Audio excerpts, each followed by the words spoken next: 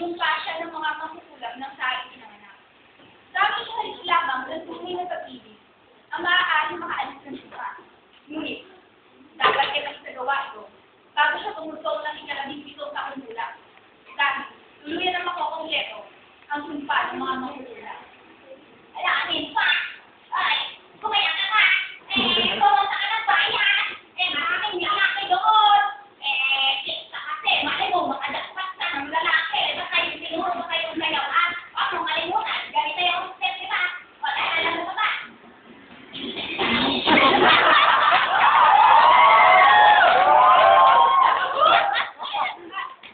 Lola, nakala mo naman yung tinuturo ng step. Napakalumagan. Ganito na ngayon, may napanood ako sa may bayan sa TV.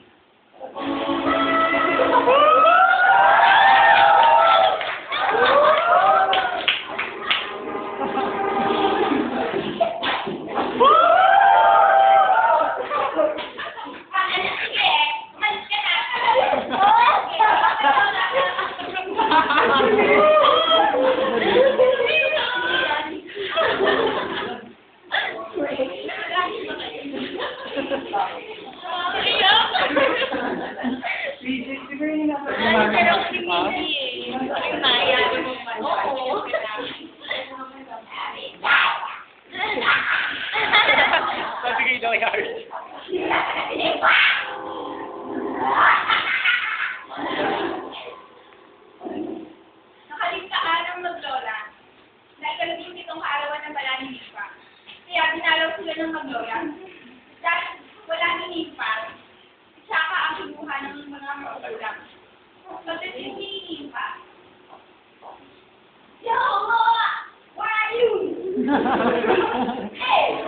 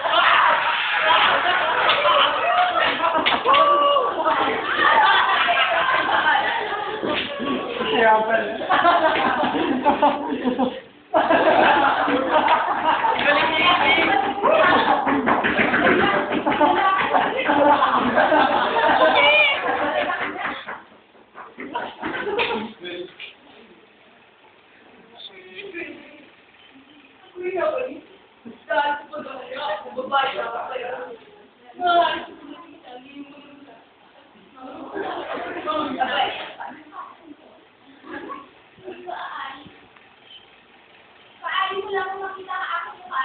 Kung tayo magkasawa na. Kaya kung mapilit ka, pakasalan mo ako. Dahil sa pakikipag-usap ni yung kapunta kasi kay Nimpa, ay tuluyan ng sumulog ang loob ni Nimpa ni Pakunto kasi. Kung kaya, nagpakasal sila.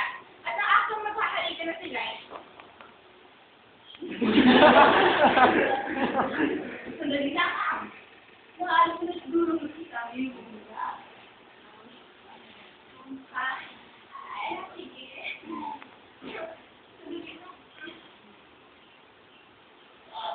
Punta! Pakunto! Bakit mo ako iniwan?